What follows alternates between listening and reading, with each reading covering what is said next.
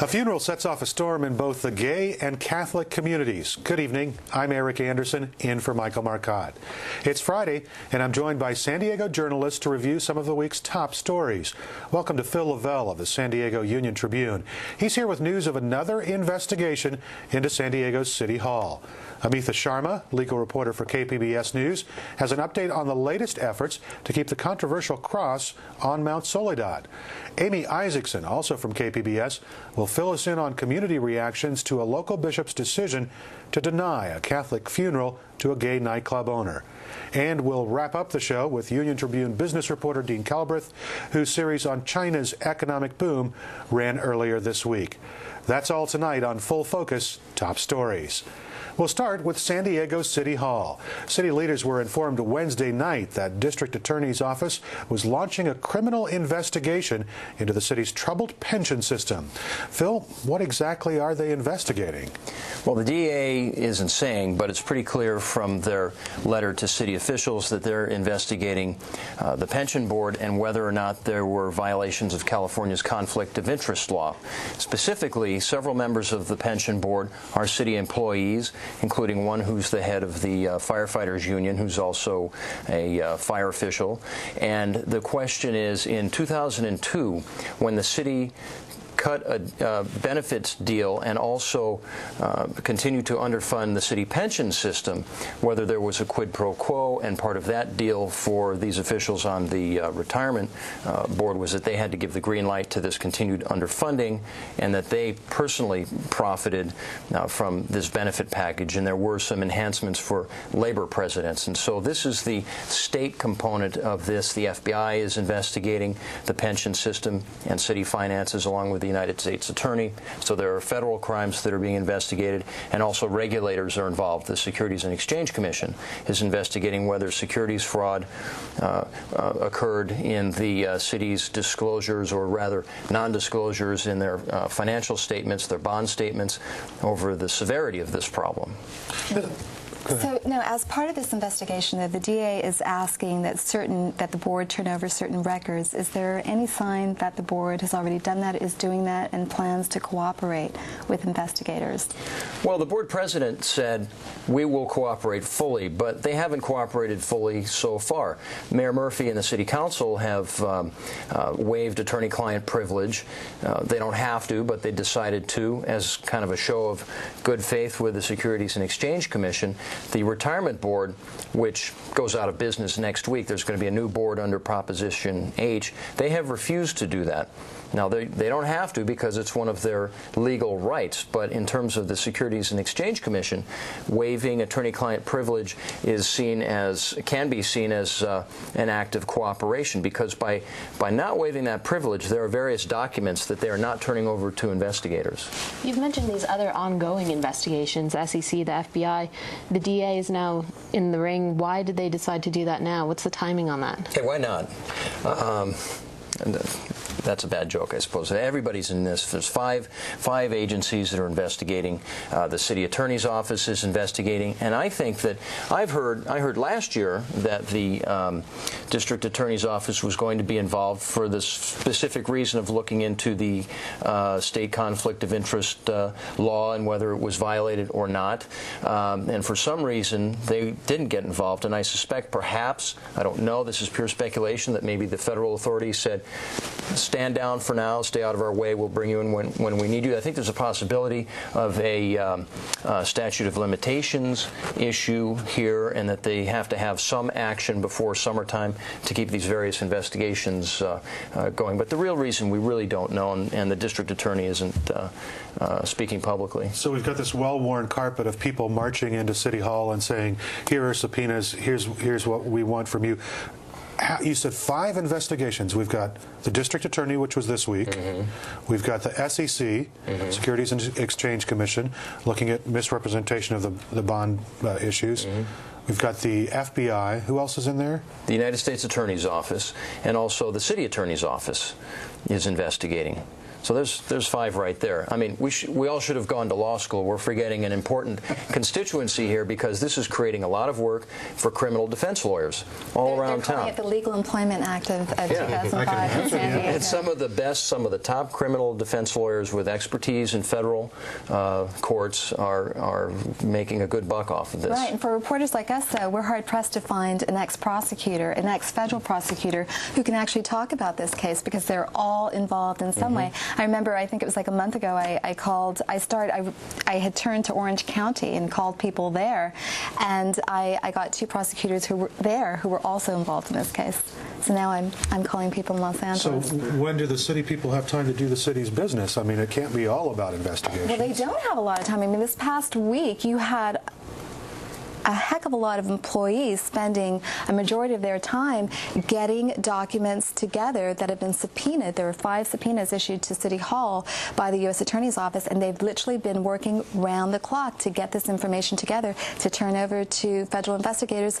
And I believe it was Wednesday of this week that they compiled 110,000 pages of documents and turned them over. Well, impressive. When do we think we're going to have something from the district attorney? When is she going to come up with a decision to either file charges or not file charges? I don't know. I mean, this investigation is literally just starting. My information is that it began probably late last week, or they started contacting people late last week. They've given the city until the middle of next week to comply with the request for records or face search warrants. I suspect that the city will turn over the requested documents. I don't know about the retirement board. That's another matter. So we're in the early stages of that. Maybe we'll see something by late spring or summer, but that's hard to predict. And are we looking at someone casting a big net, trying to see what fish they catch, or do they know specifically who they're going after and who they're interested in? Well, they're currently focusing in on these employees, many of them pretty high-ranking city officials, some of whom have been moved to lower-profile positions of late because of failure to turn over subpoena documents in a timely fashion. But we do know the names of people that they're looking at. But that's not to say, I mean, one of the things that they're asking for are records of all the city council's discussions and votes in 2002 about the pension underfunding and the labor benefits and all that, and it's possible that they'll be looking at people at City Hall as well. So it's hard to say at this point, but we do know that they're looking at the current pension board. And some of that information has already come out in Micah Geary's interim reports, the emails, the minutes, the memos, that stuff has already come out. Maybe not all of it, but a good part of it. And I think another point that should be made is that there has been a representative from the DA's office who has been with the U.S. Attorney in the U.S. Attorney's Office in its investigation of City Hall. So they've known about some of the inner stuff that we don't have privy to, and so that investigation may not take as long as we think it could. So they've been working together. It's good to see, and it sounds like not only are the attorneys going to be kept busy over the next couple of months, reporters as well. Yeah, so we've been so that's busy. good Yeah, news. we really shouldn't complain about this, I suppose. Right. Well, thanks very much for that. You know, in other stories going on this week, supporters of the cross at Mount Soledad continued their campaign with a petition drive to reverse the City Council's recent decision to move the cross. Amita Sharma, you covered that story this week. What did you find out? What's the latest? The latest is that there is a petition drive to gather, I think it's like a little over 33,000 signatures to put this issue on the ballot. But first, if they get the signatures, they want to turn this over to the City Council's lap again and say, do you want to change your mind? Do you want to reconsider? And that harks back to a decision earlier this month by the City Council not to transfer the land to the federal government. And that harks back to a decision by, I believe, our congressional representatives, Duke Cunningham and Duncan Hunter, who thought that one way to save the cross was to designate it as a national war memorial. So it was inserted as part of a federal spending bill. That has been signed by President Bush. When this went back to the City Council to see if they actually wanted to do this, they said no, because they thought it could involve another, decade of messy litigation. And we've been here. Let's be real about this. 16 years. This issue has been litigated and discussed. Appeal after appeal, the U.S. Supreme Court refused to hear it, which means that they thought it was okay to have that cross removed. But anyway, so since the City Council decided not to transfer the land, there is a movement afoot, supported in part by local radio talk show hosts, to get people to sign this petition and then get the City Council to change its mind. If it doesn't change change its mind. They want to put the issue to voters. Now, this issue was before voters back in November, and that asked voters whether they wanted the city to try again to sell the land to a private person who could then keep the cross, because it would be private land. And voters rejected that. But a lot of these supporters are saying voters were just confused. And does legal action ever run out on this, or can it just keep going? Well, I think we've seen with the Terry Schiavo case that legal action doesn't really run out. They just punt it back and forth and back and forth. So I don't know. I don't know what's going to come of this. Doesn't it seem to you, in looking at some of the issues that have been drawn, doesn't it seem to you like they are kicking the same football over the same field that's already But they don't say that.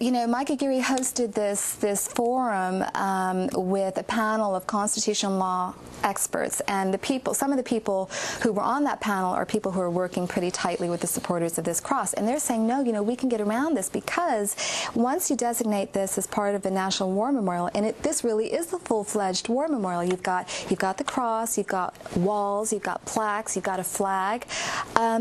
There's no federal judge who's going to say, oh, take away that cross, because the cross is the centerpiece of this war memorial. So that's not going to happen. We're protecting ourselves. This passes constitutional tests. But, attorneys for the other side are saying no, it doesn't, because a cross that's illegal on city-owned land is going to be illegal on federal land. So, you're inviting the same litigation, and you're putting the city on the hook for thousands, maybe even millions of dollars in attorney's fees, because the city is now openly saying, yeah, we're going to transfer this land to federal court so we can preserve this cross.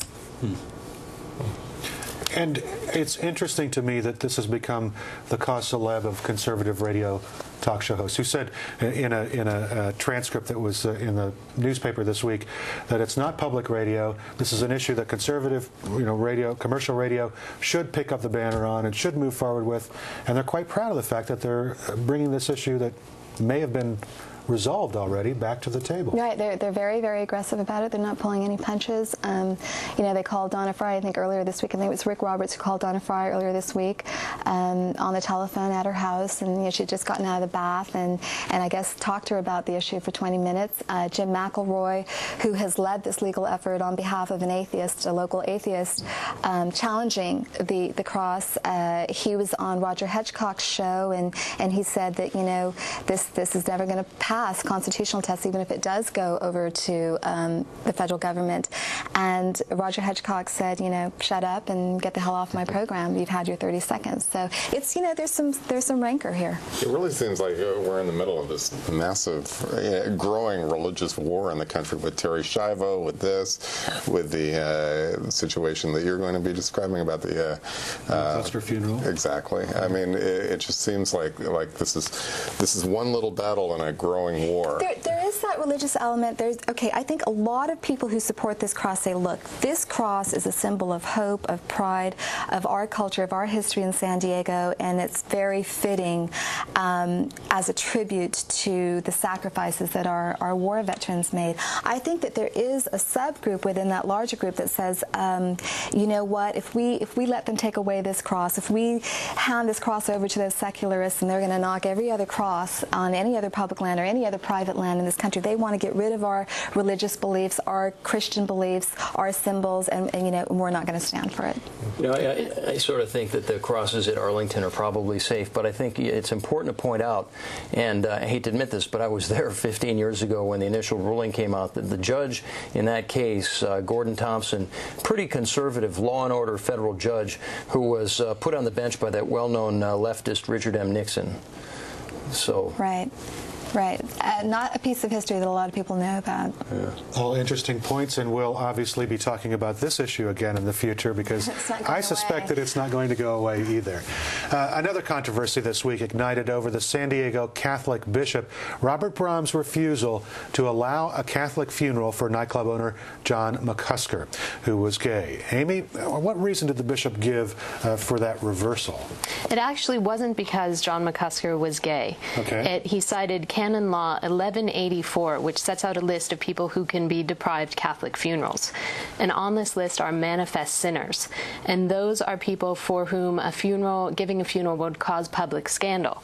And that's what he originally said. And that caused major confusion within the community, within the gay community, because people felt like John McCusker was a very upstanding person. I think the Gay and Lesbian Times said that he was one of San Diego's up and coming. And so it was very unclear as to why he would be labeled a manifest sinner. And the bishop later sent out a letter linking one of John McCusker's dance clubs to a porn video, saying that a porn video had been shot there. The dance club was open only Fridays and Saturdays, I believe, and they rented out the space the rest of the time, and apparently they rented it out to a group that filmed a porn video there.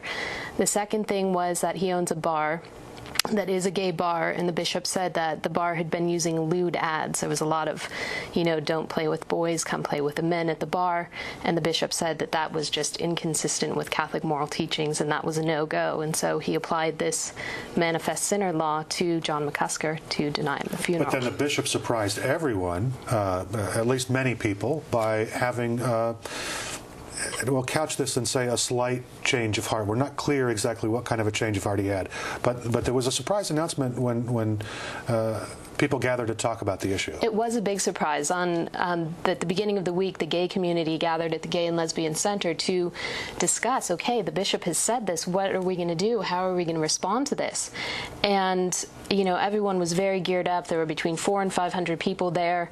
Everyone went into this room, and Mrs. McCusker stood up, and everyone thought that she was just going to kind of kick off this discussion, and she read a letter from the bishop saying that he apologized to the family, that he would hold a mass for the family in memory of John, and that he would not issue any more public comment about the topic. That now has caused a bit of confusion within the Catholic community, within the gay community as well. The gay community, for one, wanted an apology from the bishop, and this just apologized to the family. There was no mention of the gay community. Within the Catholic community, people have been reading this statement over and over again to say, what did the bishop really mean? A lot of Catholics felt betrayed by the bishop, that he caved into the pressure of the gay community. But kind of as the more conservative Catholics I've talked to, they've said as they've read this over and over, they realize that the bishop in no way caved into the gay community, but was just apologizing to the family and comforting the family.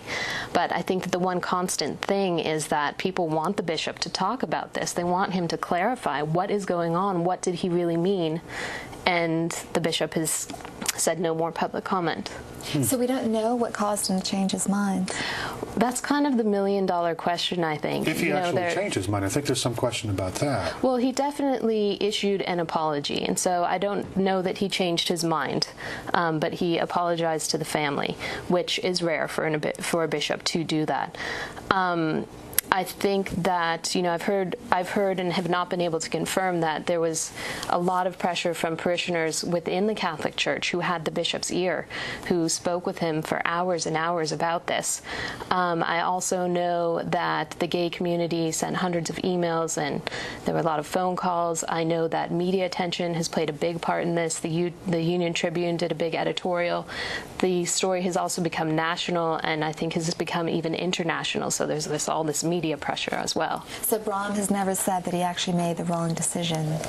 No, he has not. He has just apologized. And the Catholic funeral rites were not given to No, they were not. McCusker. The family had so to go. that hasn't changed. That has not changed. And that's, I think, some of the controversy that's at play there. Well, thank you very much for that, Amy. Moving on to the economy. Consumer demand in China may be, surprise, affecting the price you're paying at the gas pump.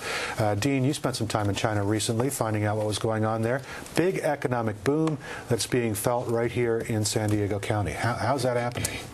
Well, basically what you've got is a quarter of the world's population, many of whom are still in the 19th century, emerging into the 21st century.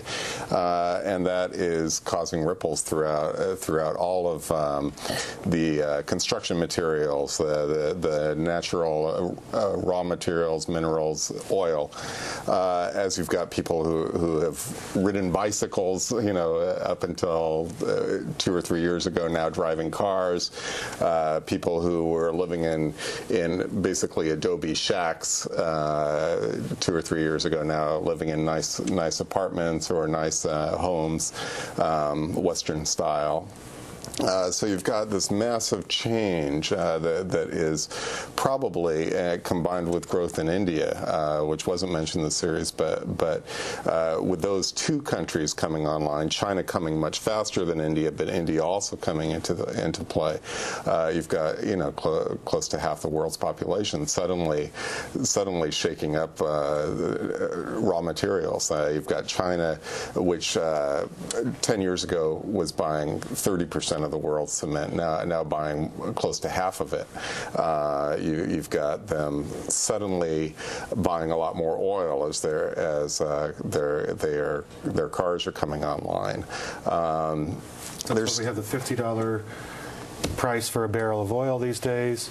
It's why all the homeowners who were trying to rebuild after the fires discovered that it was going to cost them a little bit more to build their houses than they initially thought. Exactly. I mean, cement, steel, lumber, any raw material that goes into a house, China's now competing with. You've got China, the city of Shanghai is now adding 200 million square feet a year, or constructing 200 million square feet a year. That's the equivalent of all of the office space in the state of New Jersey. Each year, one city in China. Wow. Each year, or each month rather, China has to build a new Houston or a new Philadelphia.